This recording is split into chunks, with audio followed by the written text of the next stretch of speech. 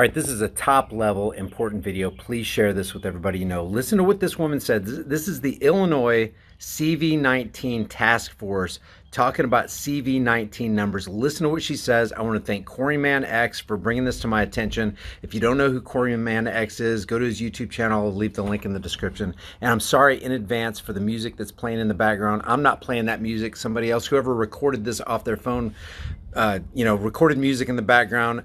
Please try to disregard it. It's very distracting, but you got to listen to what this lady says. Check this out. Teenage death, and can you tell us if the teenager in question had underlying conditions? I don't have that information at my disposal at this time. I know we have had people of all age groups die. I just want to be clear in terms of the definition of people dying of COVID. So the case definition is very simplistic. It means at the time of death, it was a COVID positive diagnosis. So that means that if you were in hospice and had already been given, a few weeks to live, and then you also were found to have COVID, that would be counted as a COVID death. It means that if technically... By the way, her statement, already been found to have COVID, only means you were found to have tested positive. You can test positive for it and not even have it. And I'm going to talk about that in a second, but listen to this lady's words. Even if you died of a clear alternate cause, but you had COVID at the same time, it's still listed as a COVID death. So everyone who's listed as a COVID death doesn't mean that that was the cause of the death, but they had COVID at the time of death. I hope that's helpful. Hey, damn right it's helpful. Why didn't any of the reporters in this press corps press her on this question? Wait a second. Maybe you don't realize what you're saying. You're saying that if somebody tests positive for it, which there's an 80% false positive rate. In other words, you could test positive for it and not even have it. See, the PCR test, the polymerase chain reaction test, does not test for the virus. It's not looking for the virus. It's looking for an RNA sequence. Anything could cause that RNA sequence to actually be in your body. So if it finds that RNA sequence, not the virus, just the RNA sequence, which could be caused by toxins, bad water, bad food, vaccine injections. These are all stress, fear. What do we have now? High stress and fear. That can cause an RNA response or a chain reaction inside your system. And then when you get this PCR test, it's going to find that RNA sequence. It's going to find the sequence, not the virus, but it's going to tell the person who did the testing at the lab, oh yeah, they have COVID-19. They have CV19. They're positive. So what this lady is saying is if you basically were given 2 weeks to live by the doctor and they found that you tested positive for this, which means not that you have it, but that you tested positive for it, well, we're going to put that on your death certificate that was the cause of death. Or any number of things is what she's saying. So why didn't any of the reporters say, hold on a second, you got to understand what you're saying. You're saying basically you're throwing any number into that death pool number, and because that number is so high, you're freaking shutting down the economy. You're creating a situation where there's economic terrorism. People are going out of business. They're losing their lives and their livelihoods for this. And you're telling us that you're just throwing any old number? Yeah, if somebody was determined that, it's pretty much terminal, you're gonna go down. You're going to die. Might as well go start ordering your casket now. If they test positive for it, which it's 80% false positives, guys. Minimum of 80% false positives. Meaning if you test positive for it, you don't necessarily have it.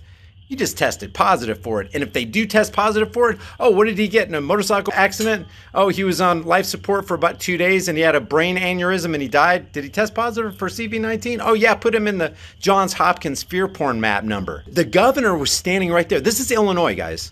The governor was standing right there. They know full well these numbers are fictitious. They're made up. And based on those numbers, they're shutting people down. They're locking people in their houses. They're telling them you got to wear masks. You can't go to work. You got to wear gloves. You got to wash your hands 50 times a day. You got to follow these draconian, tyrannical measures and laws and edicts. Yeah, we know you're going out of business. Yeah, we know you can't feed your food. There are people in socialist breadlines right now.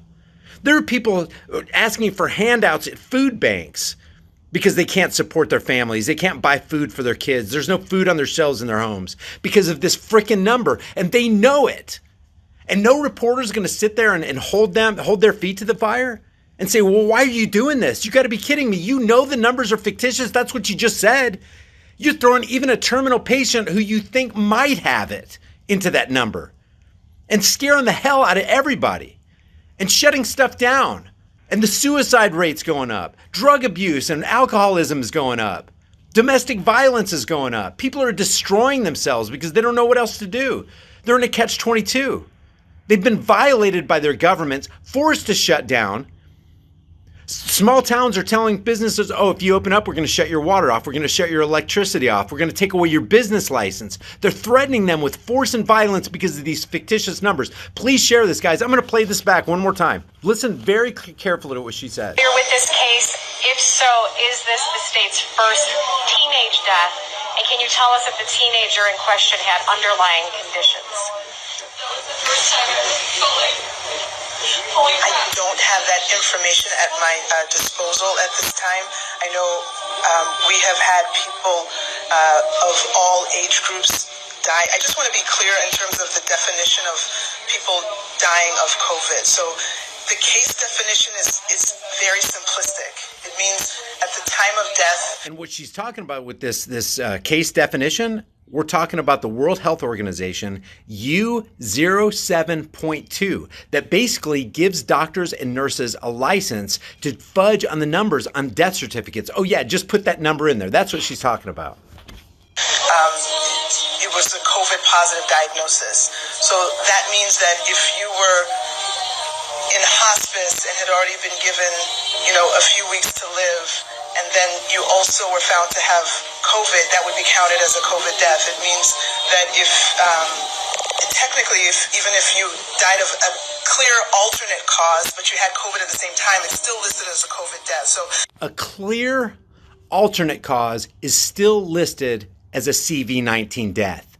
Can you get more dishonest? Can you get more corrupt? Can you get more criminal? This is economic terrorism, and they're not doing it because they think it might be good for the community. They're doing it knowing they're fudging the numbers. They know they're being dishonest. They're padding those numbers. They're inciting fear. They're releasing stress. They're destroying lives and livelihoods. They know it. Everyone who's listed as a COVID death doesn't mean that that was the cause of the death, but they had COVID at the time of death. I hope that's helpful. Can I have a follow-up question? If you guys find, I have not been able to find the original video. I want to hear what the follow-up question was, if there was a follow-up question. I'll withhold judgment for the press corps, but if they don't press her and say, then why is Illinois shut down? Why are all these states shut down? Why all the draconian laws? Why are you forcing people against their will to close their businesses? If there's no line of questioning like that, I got a big issue with that. Please share this with everybody you know. I'll see you guys in the next heavily censored shadow ban video.